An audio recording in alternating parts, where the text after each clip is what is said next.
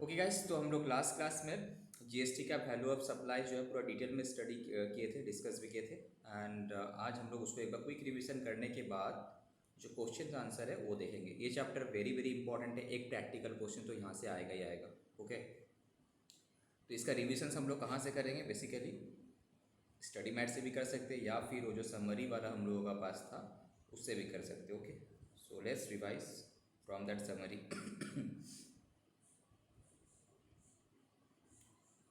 ये रहा, तुम लोगों को दिख रहा होगा, आई होप सो।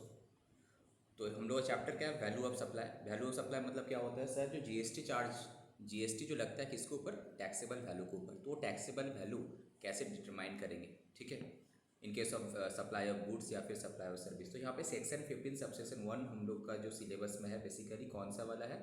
अगर हम कोई अनरिलेटेड पार्टी पर पर्सन को सेल करते हैं एंड जहाँ पे price is only the consideration, ठीक है, तो वहाँ पे सेक्शन 15 सबसेक्शन 1 के हिसाब से हम लोग बोलते हैं कि ट्रांजैक्शन वैल्यू जो है तुमको निकालना है, वही ट्रांजैक्शन वैल्यू ही तुम्हारा वैल्यू ऑफ सप्लाई होगा, राइट। और अदर जो सिनेरियो था जो अनरिलेटेड पार्टी वगैरह क्या हो, तुम लोगों का सब फाइनल लेवल पे डिस्कस करना है, इंटर लेवल पे उतना नहीं है। तो यहाँ पे कंडीशंस क्या था? सेक्शन 15 सबसेक्शन 1 का ट्रांजैक्शन वैल्यू क्या हो? Not related party, that is related party नहीं होना चाहिए, अनरिलेटेड पार्टी होना चाहिए, ठीक है। ओके, नेक्स्ट क्या? Price is the sole considerations, छोटा करने पड़ेगा। Price is the sole considerations. Okay, तो यहाँ पे क्वेश्चन है सर ट्रांजेक्शन वैल्यू जो डिटरमाइन करेंगे उसमें क्या क्या चीज़ आएगा। देखो, एक A B C D E बोल के था ना, सेक्शन 15 सबसेक्शन 2 का ए, 2 का बी, 2 का सी, 2 का डी, 2 का ई बोल कर। 2 का ए में क्या आएगा? All taxes other than GST. All taxes other than GST, जो भी तुमसे अगर चार्ज किया एक्स्ट्रा सेपरेटली, अगर कोई टैक्सेस चार्ज किया जीएसटी छोड़कर तुम्हारा सप्लायर, तो वो भी तुम्हारा वैल्यू में ऐड होगा।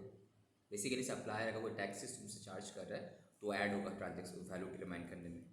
तीसरा क्या है? Third party payment. ये थर्ड पार्टी पेमेंट कौन कर रहा था? रिसिपिएंट ऑफ सर्विस या फिर रिसिपिएंट ऑफ गुड्स जो है बायर, वो पे कर रहा था on behalf of the supplier in relation to that goods, that supply. Okay, तो any payment incurred by the recipient for which supplier is liable to pay, तो वो वाला केस था, राइट।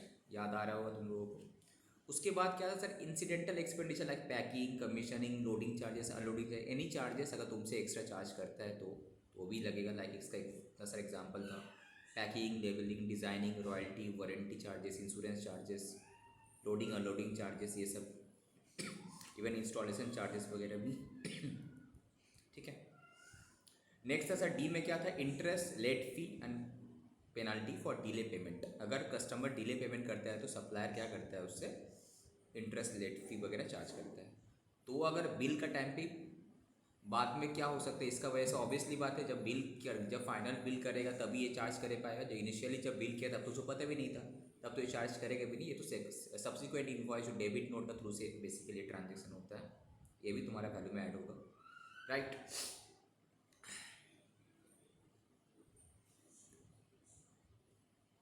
Next subsidy. सब्सिडी का treatment क्या देखते हैं sir? Normally subsidy अगर मिलता है, कोई सप्लाई किया, सब्सिडी अगर मिला in relation to that supply, अगर गवर्नमेंट का तरफ से आया तो क्या होगा?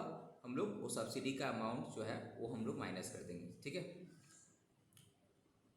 Not to be added to the value of supply, इसमें ऐड नहीं होगा, माइनस करना है हमको, ठीक है। बट अगर कोई अदर दूसरा कोई सब्सिडी दिया है, लाइक कोई प्राइवेट पार्टी वगैरह सब्सिडी दिया है, तो वहाँ पे क्या है? उसको ऐड होगा। अगर माइनस किया हुआ है तब होगा, इफ माइनस किया हुआ है तब ऐड करना है, ठीक है। बेसिकली कंसीडर करना ही नहीं है, इस केस में कंसीडर करना है, ठीक है। अब सर डिस्काउंट के बारे में था। डिस्काउंट के बारे में जो 15 सबसेक्शन 3 में क्या था? इन केस ऑफ डिस्काउंट तुमको डिस्काउंट का वजह से क्या होता है? वैल्यू कम होगा, राइट।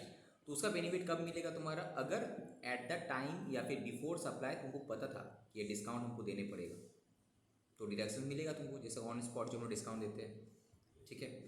उसके बाद कुछ ऐसा डिस्काउंट है जो कि ना आफ्टर सप्लाई डिस्काउंट है, पोस्ट सप्लाई डिस्काउंट है, जो कि ना पता था जब हम सप्लाई किए तब हमको पता था, एग्रीड है, at the time of supply पता था, ठीक है। बट उसका देंगे कि नहीं देंगे डिपेंड कर रहा था कुछ सिनेरियो के ऊपर। जैसे कि था कि अगर आप इतना ज़्यादा साल भर में परचेस करोगे तब आपको हम इतना डिस्काउंट देंगे, तो इस टाइप का सिनेरियो जो था। अगर एक महीने का अंदर पेमेंट कर देगा तब आपको हम डिस्काउंट देंगे, तो इस टाइप का सिनेरियो में तो at the time of supply, ठीक है, तुमको पता था ये कंडीशंस था तुम्हारे पास, बट उसका मिलेगा नहीं मिलेगा डिपेंड करता है इस सर्टेन सर्कमस्टेंसेस के ऊपर, तो ये भी इसका तुम्हारा डिडक्शंस मिलेगा।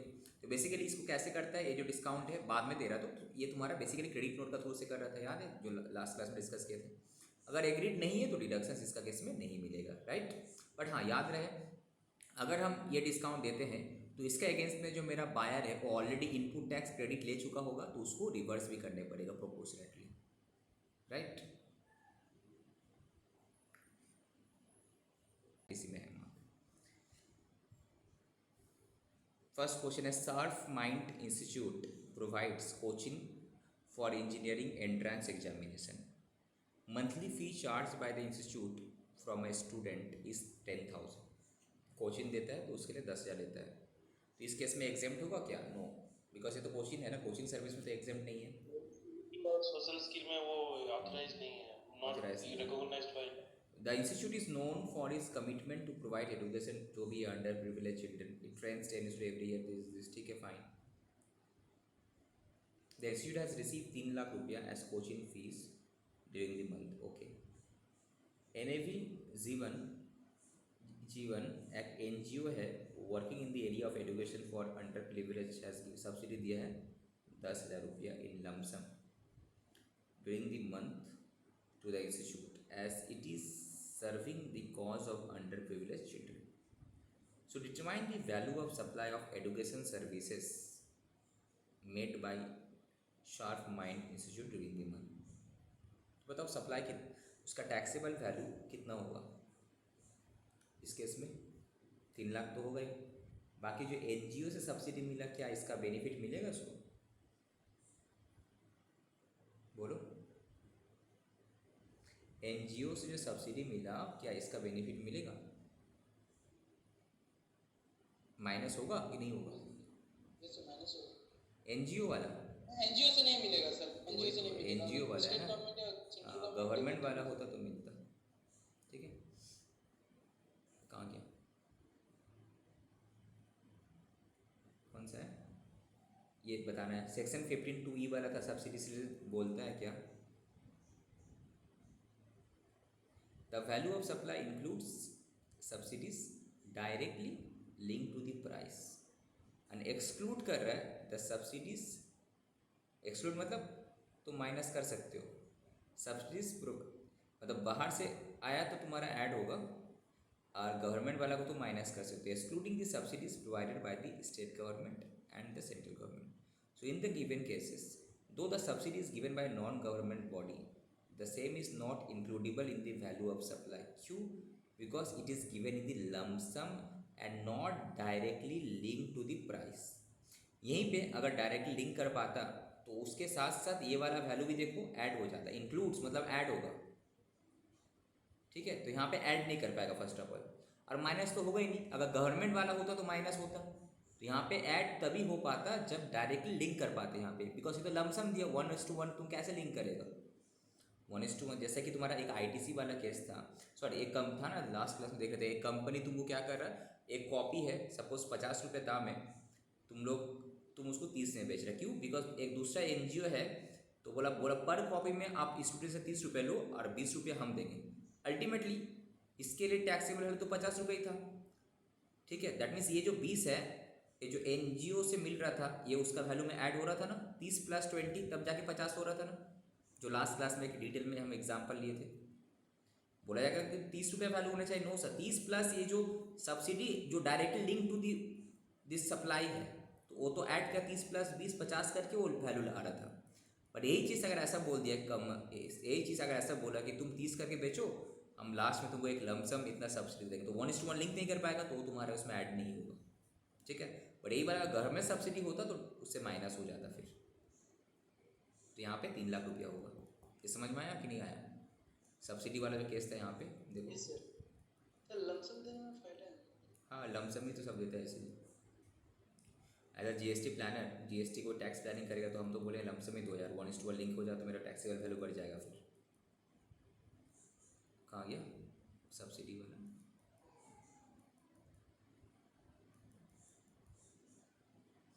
जो था सब्सिडी में 5.6 5 पॉइंट ये सेलिंग प्राइस डायरेक्ट डेफिनेशन तो कहाँ गया हम लोगों का, ये रहा।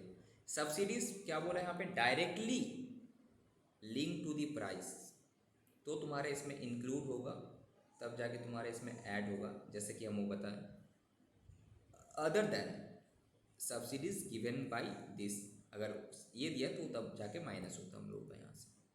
तो वही चीज़ यहाँ पे समझाया था कि देखो इन दी नॉर्मल, कहाँ गया कहाँ गया सब्सिडी वाला, ये रहा। Subsidy is added to the value of supply, added बोला है, हु रिसीव द सब्सिडी, जो भी अगर तुमको सब्सिडी मिला तो तुम्हारा वैल्यू ऑफ सप्लाई में ऐड होगा, कब, अगर it is directly link to the price है तो, ठीक है। सपोज एक प्रोडक्ट हम 30 में बेच रहे तो दूसरा कम, क्यों, बिकॉज दूसरा कंपनी बोला तुम जितना सस्ता में तुम बेच रहे हैं उतना हम तुमको सब्सिडी दे देंगे, तो मेरा अल्टीमेटली ऐड हो जाएगा। जैसे कि ये वाला केस था, 50 रुपये दाम था, बट हमको एक कंपनी बोला जो CSR फंड से हम तुमको 20 रुपये देंगे, तुम स्टूडेंट लोगों को 30 रुपये में बेचो, तो मेरे लिए टैक्सेबल वैल्यू कितना था, 50 रुपये था। बट यही वाला अगर तुम्हारा गवर्नमेंट कंपनी होता तो तुम्हारा केस में क्या होता, माइनस हो जाता मेरा केस में। It must be noted that the only subsidies जो कि ना directly link to the price are added to the value, अगर डायरेक्टली लिंक कर पाता है तो। ब्लैंकेट सब्सिडी, मैं लमसम, ब्लैंकेट बोले तो यहाँ पे लमसम बोल रहा है, या फिर डोनेशन मिला तुमको, receive are not included in the value, blanket subsidy या फिर डोनेशन इसका ऐड नहीं होगा। नोट दैट बिकॉज डोनेशन मिल रहा है तो वहाँ तो सप्लाई नहीं है ना, donation is not a supply. Note that if the subsidy is given by the state government, central government, it is not to be added to the value of supply, add होगा ही नहीं। अगर add होकर है तो minus होगा, तो minus कब करते हैं, अगर ऐड होकर है, नॉट टू बी एडेड, ठीक है। इफ एडेड, अगर ऐड कर चुका है तब जाके तुम माइनस करना, अदरवाइज नहीं। इफ ऐड कर चुका है तब जाके माइनस करना, अदरवाइज नहीं। बेसिकली सिंपली सोच हम लोग किए थे क्या, सपोज ये टैक्सेबल वैल्यू है, इसमें अगर नॉन गवर्नमेंट वाला होगा तो तुम्हारा ऐड होगा अगर डायरेक्टली लिंक है तो, अदरवाइज गवर्नमेंट वाला तो तुम्हारा ऐड होगा ही नहीं। अगर गलती से ऐड हो चुका है तो माइनस कर देना है, ठीक है। सब्सिडी के लिए कोई डाउट नहीं रहना चाहिए, सिंपली हम बता रहे हैं, यहाँ यहीं पे लिखा दे रहे। सब्सिडी वाला जो है, गवर्नमेंट वाला माइनस तब करेगा इफ ऑलरेडी एडेड, तब जाके तुम गवर्नमेंट वालों को माइनस कर, अदरवाइज माइनस करने की जरूरत ही नहीं, not to be considered. Simply government subsidy मिला तो तुम्हारा मेरा सप्लाई का डेफिनेशन में नहीं है ना, गवर्नमेंट सबसे सब्सिडी मिला, लमसम मिला, 1:1 लिंकिंग नहीं है, नहीं आएगा। अगर नॉन गवर्नमेंट वाला है, अगर directly link to the price है तब जाके तुम्हारा ऐड होगा, ठीक है। अगर डायरेक्टली है तो, इन केस ऑफ ब्लैंकेट या फिर लमसम ऐड नहीं होगा। अगर गलती से ऐड कर दिया तब तुमको माइनस करना, माइनस मतलब तभी हो रहा है तुम गलती से ऐड कर चुका उसको, तब तुम हटा रहा है, तभी ना, कोशिश एडेड है तब जाके तुम हटा रहे हैं, ओके। और ऐड मतलब उसमें वैल्यू में और ऐड होगा। तो बेसिकली अगर directly link to the price है, सब्सिडी मिला अदर देन नॉन गवर्नमेंट, तो हमको ऐड करना है। अगर गवर्नमेंट से मिला तो ऐड नहीं करना, अगर गलती से ऐड हो चुका है तो माइनस कर देना है हमको। नॉन गवर्नमेंट भी मिला, अगर लिंक नहीं है, लमसम है, ब्लैंकेट है, तो ऐड नहीं होगा, अगर एडेड है तो माइनस कर देना है, ठीक है। इसका मीनिंग ये है, ये तुमको यहाँ से पूरा समझ में आएगा एनालिसिस वाला से, किससे, ठीक है, याद रहेगा तो।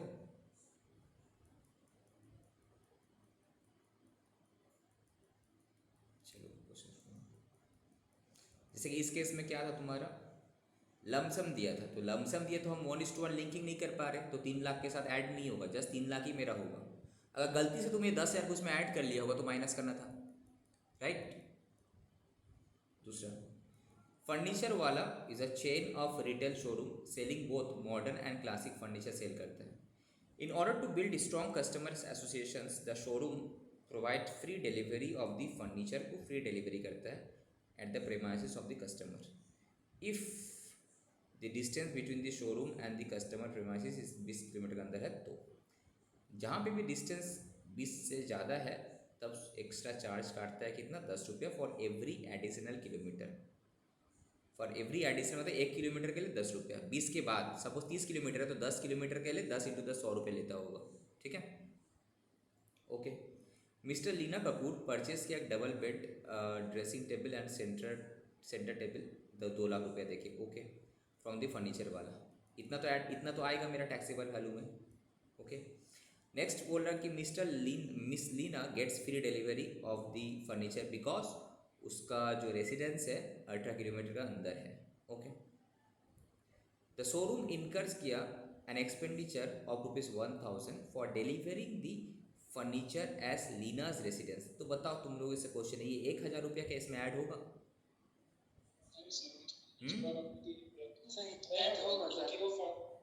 ऐड क्यों होगा? वेरी गुड, ऐड नहीं होगा बिकॉज ये सप्लायर खुद बियर कर रहा है। ऐड तभी होता जब सप्लायर कस्टमर से चार्ज करता सेपरेटली। वो कंडीशंस क्या था? थर्ड पार्टी, दो चीज वहां पे था, एक है incidental expenses which has been incur by the supplier and it will be charge to the customer. तो यहाँ पे चार्ज नहीं करा। दूसरा, थर्ड पार्टी में अगर हम कस्टमर पेमेंट करता है थर्ड पार्टी को ऑन ऐसा कोई खर्चा जो कि ना supplier is liable to pay which is in relation to my supply तो होता, बट यहाँ पे तो हमसे चार्ज कर ही नहीं रहे, तो ये वाला तुम्हारा ऐड नहीं होगा। ठीक है, determine the value of taxable supply, basically 2 lakh ही होगा तब मेरा केस में, मेड बाय द फर्नीचर वाला। अच्छा, विल योर आंसर भी चेंज? अगर ये 50 किलोमीटर, यस, तब आंसर चेंज होगा बिकॉज अगर 50 किलोमीटर है तो एक्स्ट्रा जो तुम्हारा 40 किलोमीटर हुआ उसके लिए 10 रुपये करके चार्ज करेगा, तो कितना? 400 रुपया, 3 लाख प्लस 400 रुपया ऐड होगा। ठीक है, क्यों 50 किलोमीटर है 40, अच्छा 20 है, ओके 300 होगा। 30 किलोमीटर, 20 किलोमीटर तक छोड़ रहा है तो 30 किलोमीटर इंटू 10 तो 300 ऐड होगा। ओके, समझ में आया? देखो क्वेश्चन कुछ नहीं है, खाली लंबा चलो तो पैराग्राफ बना दिया, एक्चुअली है बस एक लाइन का आंसर, और इसे तुम घुमा फिरा के पूरा बताने पड़ेगा एज पर सेक्शन दिस ये होता है तो अकॉर्डिंगली ये होगा। बस लिखने का तरीका में तुमको फोकस करना है।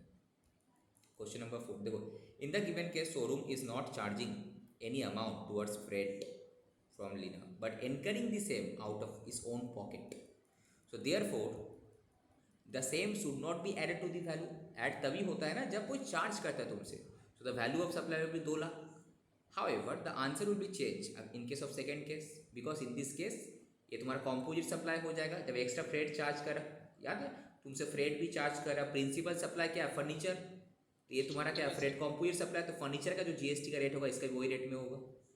ठीक है, बेसिकली तुमको जब टैक्स इनवॉइस दिखे करेगा तो 2 लाख प्लस 300 मिलाकर इतना इंटू जीएसटी का रेट कौन सा? फर्नीचर वाला लेगा वो। ठीक है, तो ये सब वर्ड बताना है कि कंपोजिट सप्लाई फॉर्म हो रहा है ये। ठीक है, कैसे समझ में आया तुमको? बिकॉज ये वाला कंडीशन जो हम लोग का था सेक्शन 15(2) का, ये वाला इंसिडेंटल एक्सपेंसेस जो था, ये इंसिडेंटल एक्सपेंसेस सच एज जो भी है charge by the supplier to the recipient of a supply. Charge करेगा तो ना भाई, अगर if not charge then no, नहीं आएगा। ठीक है, चलो next.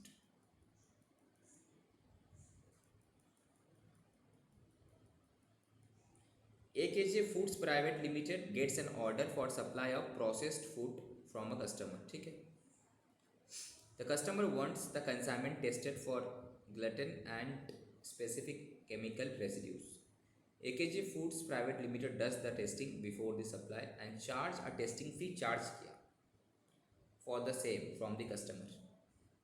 So AKJ Foods Private Limited argue करता है that such testing fee should not form part of the consideration for the sale as it is a separate activity. तो क्या company का आर्ग्यूमेंट करेक्ट है इन लाइन ऑफ सेक्शन 15? बोलो, company बोले तो customer, हम कौन है? नहीं, हम सप्लायर है ना मेरा। वो बोल रहा है जीएसटी को कि ये जो टेस्टिंग फीस के ऊपर जीएसटी मेरा वो मेरा टैक्सेबल वैल्यू में ऐड नहीं होना चाहिए। क्या सही है?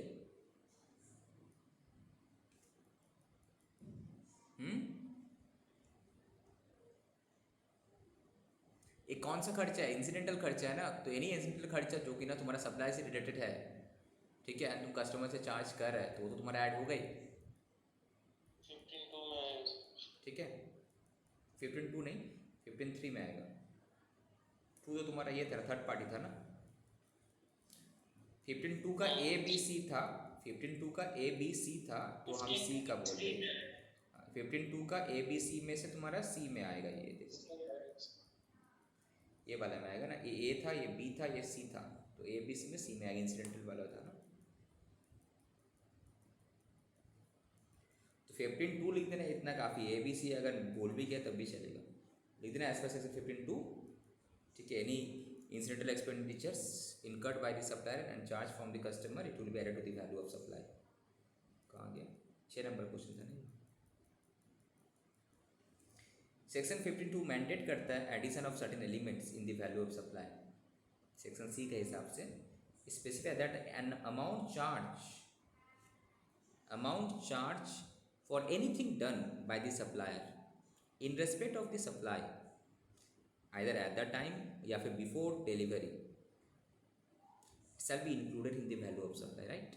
ये लाइन तुम्हारा लिए इंपॉर्टेंट है, एग्जामिनर ये लाइन तुम्हारा आंसर में चेक करेगा कि एज पर section 15(2)C amount charge for anything done by the supplier in respect of the supply, चाहे उस सप्लाई के टाइम पे किया खर्चा, बिफोर किया, ठीक है, it will be included in the value of supply. तो अकॉर्डिंगली ये तुम्हारा आना चाहिए। तो इसका मतलब इसका जो आर्ग्यूमेंट था करेक्ट नहीं है। Testing fee should be added to the price. ठीक है, तो टेस्टिंग फ़ी का भी GST का रेट क्या होगा, जो मेन प्रोडक्ट का, जो मेन सर्विस का GST का है उसी रेट में ही होगा।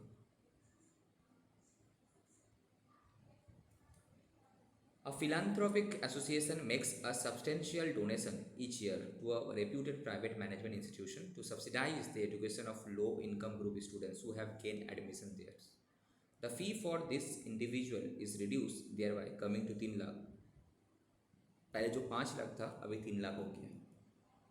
What would be the value of services of coaching and instruction provided by the institutions to the low income? What would be the value of services of coaching? ये instruction क्या दिया, and instruction कुछ गलत किया। What will be the value of services of the coaching associations होगा, provided coaching facility provided by the institution to the low income group students। तो कितना आना चाहिए यहाँ पे, 5 लाख ना 3 लाख? सोचो ठीक से बोलो।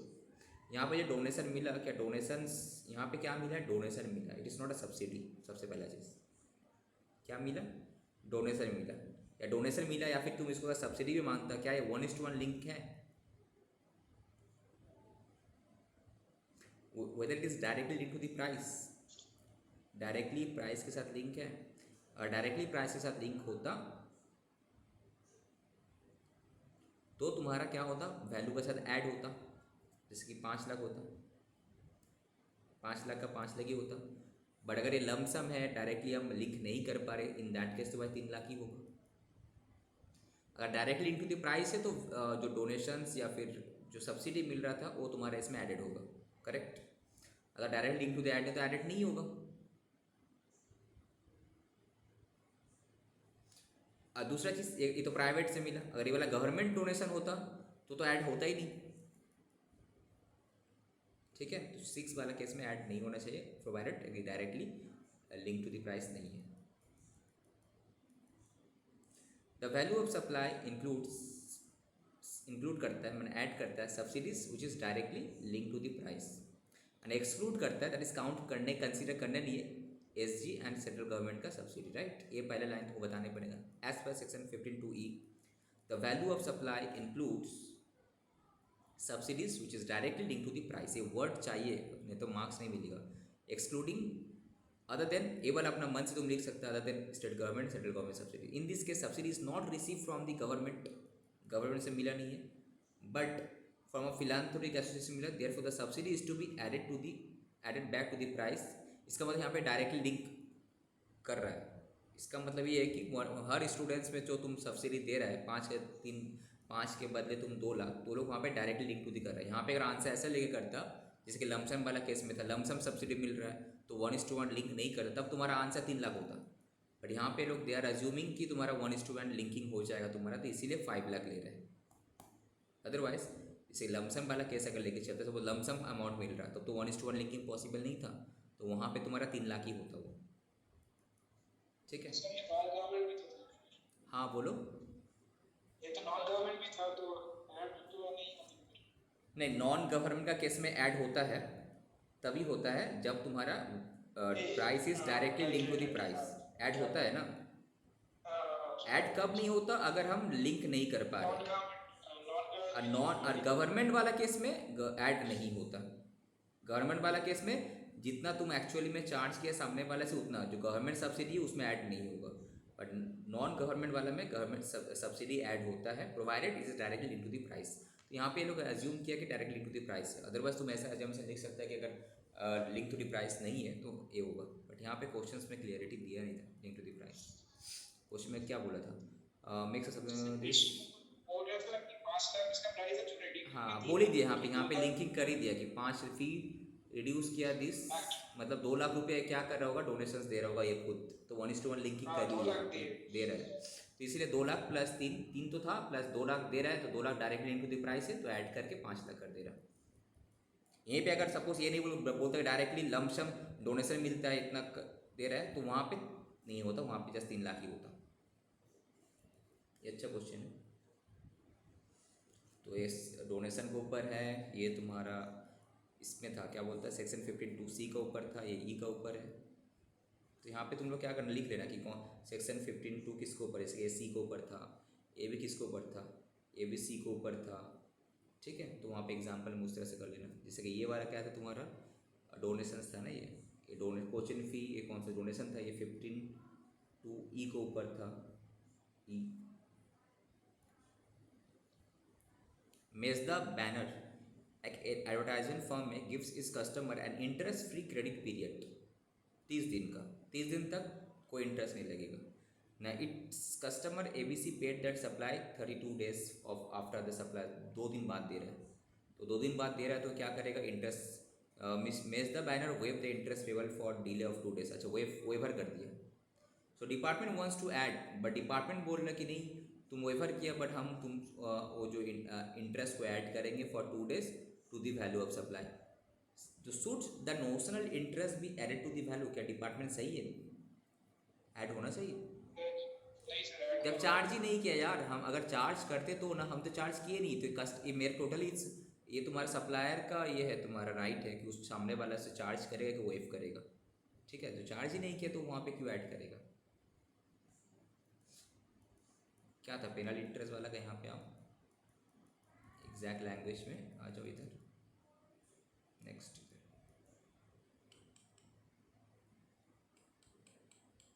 ये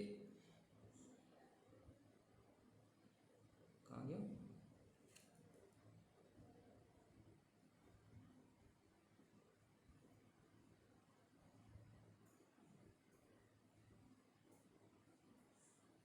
चार्ज करेगा तभी ना, जब चार्ज नहीं किया तो कहाँ से आएगा, नहीं आना चाहिए।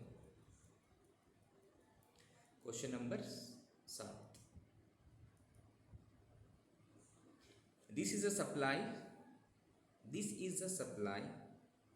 that is value as per transaction value under 15A, as a price is the sole consideration for supply and the supply is made to the unrelated persons. So value of supply includes certain elements like interest which are actually payable.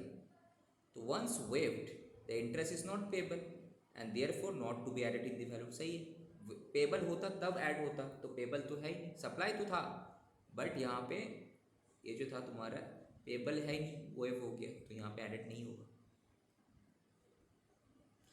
Question number 8, crunch bakery products sell करता है biscuits and cake through its dealer to whom it charges the list price minus standard कुछ discount है। List price मतलब जो रहता है उसमें product का, उससे डिस्काउंट माइनस करके चार्ज करता है एंड पे GST अकॉर्डिंगली, उसके ऊपर जो GST कलेक्ट करते हैं। When goods remain unsold, अगर नहीं बिकता है वो डीलर के पास, it offered additional discount देता है on the stock as an incentive to push the sales, तो post supply discount है। So can this additional discount be reduced from the price at which the goods were sold, and क्या है कॉन्कीमेटेंट tax adjustment, तो ये possible है क्या? नहीं sir, तो सप्लाई होगा उसके बाद वापस से हो सकता है ना, क्रेडिट नोट देके। हम लोग तो पोस्ट सप्लाई का सिचुएशन तो किए थे, जब सप्लाई हुआ है ठीक है, तो उसी टाइम में उसका कंडीशन पता है कि अगर आपके पास अगर अनसोल्ड रहा भी तो तो हम क्या करेंगे, आपको कुछ हम डिस्काउंट देंगे। तो वो तो at the time of supply तुमको पता ही है, you have agreed to that discount. तो यहाँ पे हम क्रेडिट नोट इशू करके, यहाँ पे क्रेडिट नोट इशू करके उसको डिस्काउंट दे सकते हैं। बट तो इस तरह से मेरा क्या होगा, मेरा उसका टैक्सेबल वैल्यू कम हो जाएगा, प्रोवाइडेड सामने वाला जो मेरा जीएसटी उससे हम पहले कलेक्ट कर लिए थे उसका क्रेडिट लेके बैठा होगा, उसको क्रेडिट को रिवर्सल करने पड़ेगा तभी। ठीक है, वो जो पॉइंट था ना post supply discount. Question number 8। So 5.65 यहाँ पे क्या बोला, discount is not known, discounts were not known और agreed for the time of supply of goods to the dealer, therefore section 15(3) such discount can not be reduce from the price. क्यों known कैसे नहीं है question? Sir इसमें बोल रहा था कि सप्लाई कर दिया उसके बाद फिर क्रंच बेकरी प्रोडक्ट सेल किया biscuits and cake through its dealer to the whom it charges a list price minus this and pay GST accordingly. Fine. When goods remain unsold with the dealer it offer, अच्छा बाद में, okay okay okay, normal tradition नहीं है, जब उसके पास बिका नहीं, when goods remain unsold with the dealer, जब बाद में बिका नहीं तब इसको ऑफर किया कि चलो आपको हम एडिशनल डिस्काउंट देते हैं on the stock as an incentive to push the sale. इसका मतलब जब हम बेचे तब वो नॉर्मल मेरे साथ उसका कॉन्ट्रैक्ट में नहीं था, इसीलिए at the time of sale वो कंडीशन तुम्हारा प्रिवेल नहीं कर रहा था, इसीलिए। ओके, तो यहाँ पे नॉट नोन था इसीलिए नहीं दे रहा। Question number 9, red paper limited एक रजिस्टर्ड सप्लायर है, रजिस्टर मतलब जीएसटी में रजिस्टर्ड है, manufacturing the taxable goods. It provides the following detail of taxable inter state supply made by it during the month of March. और list price of taxable goods supplied कितना 15,000 है, इसमें कोई tax वैक्स नहीं है। Okay fine, next. Subsidy receive from the central government for supply of taxable goods to government school exclusively related to the supply of goods included at S serial number 1। तो क्या ये वाला सब्सिडी माइनस होगा कि नहीं होगा? होना तो चाहिए sir, state government central government से मिला है, होना तो चाहिए। Next, subsidy receive from NGO for supply of taxable goods to an old age home, और ये भी उसी से रिलेटेड। तो ये वाला एनजीओ वाला केस में क्या होगा, ये तो उल्टा ऐड हो जाएगा, राइट यहाँ पे 1:1 लिंकिंग है तो ऐड हो जाएगा। Tax levied by municipal authority, ये उससे वो भी चार्ज किया, तो any taxes other than GST अगर कलेक्ट करते हैं तो वो भी ऐड होगा। पैकिंग चार्जेस ये भी ऐड होगा। Late fee paid by the recipient of supply for delay payment of considerations, late करके पेमेंट किया, the recipient has agreed to pay this in lump sum and no additional amount is payable by him, तो late fee भी अगर हम charge करते हैं तो वो भी ऐड होगा। The list price of the goods is net of, देखो ये जो है सब्सिडी माइनस होगा कि नहीं होगा ये डिपेंड कर रहा था। अगर तुम माइनस करके रखा है, अगर ऐड करके रखा है तब माइनस होगा, अगर ऐड करके रखा है तो माइनस होगा। ठीक है, तो list price of the goods is net of two subsidies receive, अच्छा दोनों से नेट ऑफ कर दिया। नेट ऑफ मतलब कितना, ये भी माइनस कर दिए, ये भी माइनस कर दिए एंड ये भी माइनस कर दिए, तो क्या करने पड़ेगा, माइनस कर दिए तो भाई ऐड करने पड़ेगा पहले ये वाला। ठीक है, बट गवर्नमेंट वाला सेंट्रल गवर्नमेंट वाला तो तुम्हारा ऐड होना नहीं चाहिए, बट ये वाला तो ऐड होगा।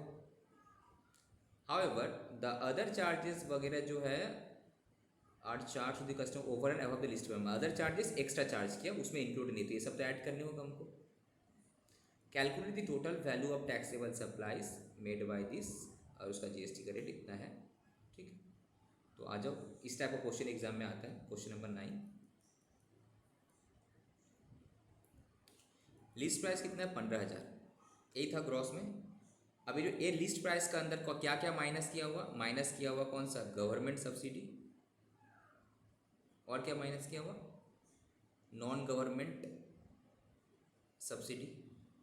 ठीक है, तो सब्सिडी अगर है तो कौन सा वाला माइनस ठीक था, गवर्नमेंट वाला है तो माइनस किया, एक्सक्लूड किया, माइनस किया, ठीक है फाइन। बट नॉन गवर्नमेंट वाला तो माइनस नहीं होना चाहिए था। तो इसीलिए ये जो subsidy receive from non government वाला, ये 15 लाख जो माइनस कर दिया, ओके, इसको हम क्या ऐड करेंगे? नो, ऐड करने का ज़रूरत नहीं है, nil, right, nil. Since the subsidy is received from the central government या फिर state government, the same is not includable in the value of this, तो includable नहीं है, उल्टा वो माइनस हो जाएगा, सब्सिडी का वजह से वैल्यू कमेगा तुम्हारा, इंक्लूड नहीं होगा, मैं ऐड नहीं होगा, ठीक है। दूसरा चीज़ ये वाला तो ऐड होगा सर, एनजीओ वाला, बिकॉज क्यों ऐड हो रहा, बिकॉज माइनस करके बैठे हम। Since the subsidy is receive from a non government body and directly link to the price है, the same is includable, add होगा, ठीक है। और एनी अदर टैक्सेस है, ये ऐड होगा। पैकिंग चार्जेस है, ये भी 15(2)(c) का हिसाब से इंसिडेंटल एक्सपेंस ऐड होगा। लेट फी भी है, ये भी तुम्हारा ऐड होगा। बट ये जो लेट फी का अंदर क्या था ना, जीएसटी इंक्लूड था, तो 6000 जो है 118 का वैल्यू है, 100 का वैल्यू कितना, देखो यहाँ पे जीएसटी इंक्लूड था।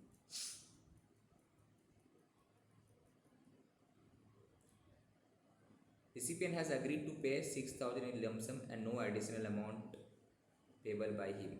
Late fee paid by the recipient of supply for delay payment of considerations, ठीक है। यहाँ पे नोट्स दिया क्या, इंक्लूड है कि नहीं है, जीएसटी इंक्लूड, रुको कहीं पे तो बोला होगा, however the other charges are charged to this over and above the list this, तो यहाँ पे लोग ये अज्यूम कर रहा कि ये जो 6000 है it is inclusive of GST, because यहाँ पे बोला ना लेट फी पेड, तो लेट फी पेड मतलब तो जीएसटी लेके पेड किया होगा, बेसिक वैल्यू प्लस जीएसटी लेके पे किया होगा ना, पेड बोल दिया ना ये वर्ड, तो इसका मतलब इंक्लूसिव ऑफ जीएसटी है। तो हमको तो यहाँ पे बेसिक चाहिए, तो जीएसटी छोड़ के 6000 बाई 118 इंटू 100 करने पड़ेगा, तो वहाँ पे पेड वर्ड है ना, तुम अगर लेट फी पे किया होगा तो जीएसटी के साथ ही ना तुम पे किया होगा अलग से, तो इसीलिए इंक्लूसिव ऑफ जीएसटी था ये, ठीक है। तो अल्टीमेटली टैक्सेबल वैल्यू इतना आता है। यहाँ पे जो मेन फोकसिंग पॉइंट है तुम्हारा गवर्नमेंट सब्सिडी, फिर से बता रहे, अगर माइनस कर दिया तो अच्छा बात है, माइनस तो होगा ऐसे भी, ऐड करने का ज़रूरत नहीं है। बट अगर तुम एनजीओ वाला अदर देन नॉन गवर्नमेंट वाला तो माइनस कर दिया तो वो ऐड करने पड़ेगा, माइनस कर दिया था तो ऐड करने पड़ेगा तुमको, ठीक है। दूसरा tax levied by municipal authority add होगा, पैकिंग चार्जेस ऐड होगा, तुम्हारा लेट फीस वगैरह ऐड होगा, बस खत्म।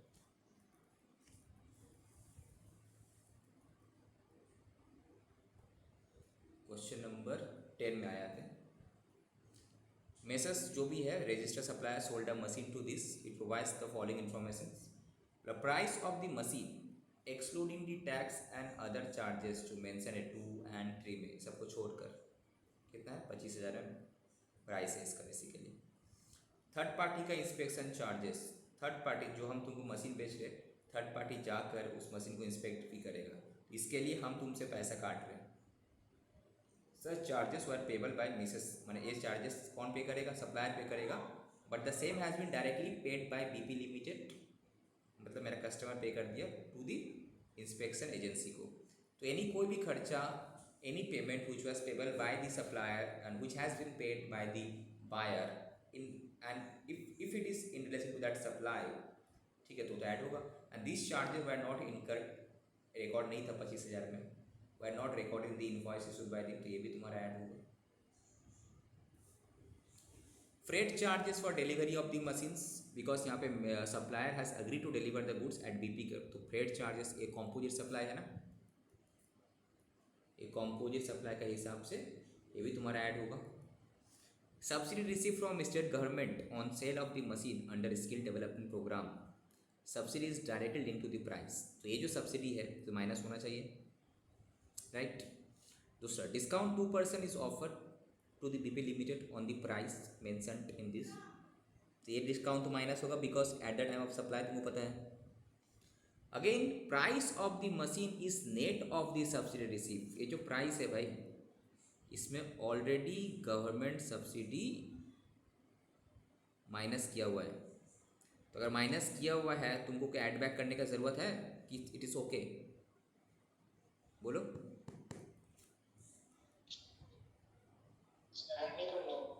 क्या ऐड बैक करने पड़ेगा भाई, ये गवर्नमेंट सब्सिडी, ऐड नहीं करना होगा, no need to add because it is already added, it is already adjusted, add back करने का ज़रूरत नहीं है, and it is government subsidy के केस में अलाउबल है, नेट ऑफ कर सकते हैं। तो क्वेश्चन नंबर 10 तो एकदम सिंपल सा क्वेश्चन था। 13 प्राइस, ठीक है, since the subsidy is receive from this the same is not includable in the value, तो माइनस होगा, ठीक है, सब्सिडी माइनस नहीं किया हम लोग, थर्ड पार्टी ऐड होगा, उसके बाद फ्रेट चार्जेस ऐड हुआ, डिस्काउंट तो माइनस करना है, 2% ऑन किसके ऊपर बोला था, वो बेसिक प्राइस के ऊपर 25,000 के ऊपर बोला था, 25 का 2% माइनस हो जाएगा, because discount is given before और at the time of supply and it is mention in the invoice, right, तो अलाउ होगा। इनवॉइस में मेंशन होना ज़रूरी था और at the time of supply it is known, पता था, या फिर गिवन दे ही दिए। नेक्स्ट, इस चैप्टर से एक प्रैक्टिकल क्वेश्चन आएगा, ढंग अच्छे से देख लेना, ठीक है। Question number 11, Shri Krishna private limited एक रजिस्टर्ड सप्लायर है, ठीक है, सब price of the goods excluding the tax and other charges वगैरह कितना है, 1 लाख है, ओके। तो ये टैक्स ए भी ऐड होगा, इंसिडेंटल खर्चा है, तुमको रीज़न बताने का म्यूनिसिपल टैक्स क्यों ऐड हुआ, because of clause 15(2)(c) incidental खर्चा, इंस्पेक्शन चार्जेस क्यों हुआ, बिकॉज इंसिडेंटल खर्चा। Subsidy receive from Shri Ram trust, इसे सब्सिडी मिला, अगर इफ़ नेटेड, अगर नेटेड किया हुआ है तब जाके तुमको ऐड करेगा, अगर नहीं किया हुआ है तो no need to add, right, अगर माइनस किया हुआ तब ऐड करेंगे, अदरवाइज करने का ज़रूरत नहीं है, right. Late fee for delay payment, late fee हुआ है for delay payment inclusive of GST, यहाँ से बता दिया, तो 1000 divided by 100 plus GST into 100 करके लेना पड़ेगा ये, राइट।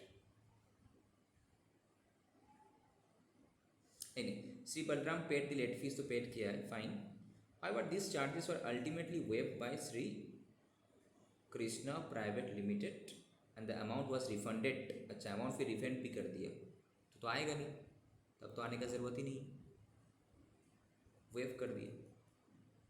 वेमेंट चार्जेस, एनी इंसिडेंटल का चार्जेस तो ये भी ऐड होगा, such charges were paid by Shri Balram limited to the Radhe on behalf of this, third party का पेमेंट, राइट, ये थर्ड पार्टी वाला पेमेंट का इसमें आएगा, कौन सा, 15(2)(b), ठीक है, ये भी आएगा, बी था ना। Price of the goods is netted off the subsidy, तो माइनस किया हुआ है तो क्या हो जाएगा, वो ऐड हो जाएगा ना, अगर ये वाला गवर्नमेंट सब्सिडी होता तो ओके था। बस क्वेश्चन नंबर 11, प्राइस ये माइनस किया हुआ है तो हमको ऐड करने पड़ेगा, देखो सब्सिडी ऐड किया है यहाँ पे, बिकॉज यहाँ पे ऑलरेडी माइनस किया हुआ है, इसलिए ऐड करने पड़ा हमको, गवर्नमेंट सब्सिडी होता तो माइनस होता। म्यूनिसिपल टैक्स ऐड होगा, इंस्पेक्शन चार्जेस ऐड होगा, लेट फी ऐड नहीं होगा बिकॉज वेव कर चुका है, ठीक है, ये भी ऐड होगा तुम्हारा, बस ये रहा क्वेश्चन। लास्ट क्वेश्चन देखो, question number 12, price of the machine exclusive of tax and discount 5,50,000, okay. Part fitted in the machinery at the premises of Ghisa limited, Ghisa कौन है, सप्लाई, अच्छा, उसी का, मेरा बायर का प्लेस में जाके सब ये किया, फिट किया। The amount has been paid by Ghisa limited directly to the supplier, however it was Kohli limited का liability to pay the said amount, तो ये भी तुम्हारा थर्ड पार्टी वाला पेमेंट किया, राइट, ऐड होगा। Installation testing charges not included in the price, तो ये भी ऐड होगा sir. Discount 2% on price of the machine mention in this and according the invoice, तो ये यस माइनस होगा discount, right. Kohli limited provide किया additional discount दे रहा है 1% at year end based on additional purchase of other machinery for which adjustment is made at the end of the financial year without any change in this, तो ये क्या non discount था ना unknown discount था,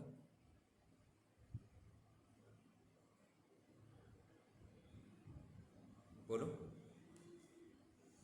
ये known है ना unknown discount, at that beginning जब सप्लाई किया तब उसको पता था कि ये वाला डिस्काउंट देने वाला है, नहीं सर, ये नोट अननोन है तब, ये अननोन का केस में तो तुम्हारा बेनिफिट नहीं मिलेगा ऐड भाई, नहीं होगा।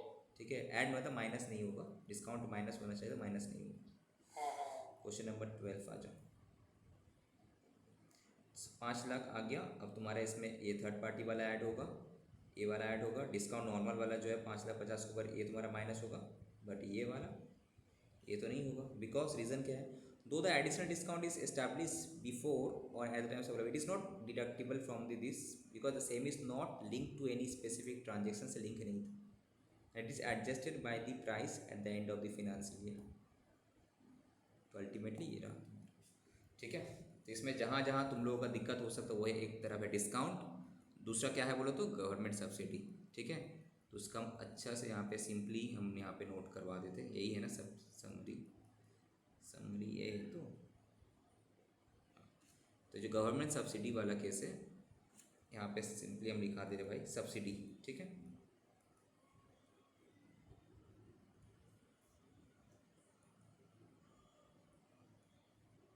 गवर्नमेंट सब्सिडी है, ठीक है। If already netted off, okay, no need to add,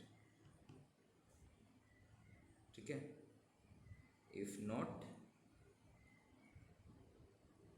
नेटेड off then minus deduct, right. अब माइनस किया हुआ तो ठीक है, करने का ज़रूरत नहीं, और ऐड अगर नहीं किया हो तो माइनस करो। और तुम्हारा क्या था वो non government subsidy, non government subsidy है तो ठीक है, directly link to the price है तो ऐड होगा, ठीक है। इफ नेटेड ऑफ, अगर नेटेड ऑफ कर दिया तो ऐड होगा, ठीक है। नॉट लिंक्ड डोंट ऐड, ठीक है, ओके। यही है ना सब्सिडी में।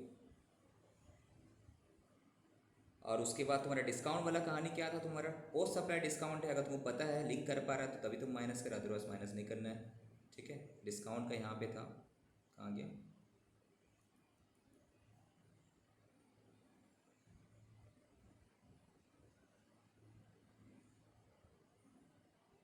ये discount at the time of supply है, बिफोर सप्लाई इनवॉइस में दिखा रहा है तो ठीक है, आराम से तुम्हारा माइनस हो जाएगा।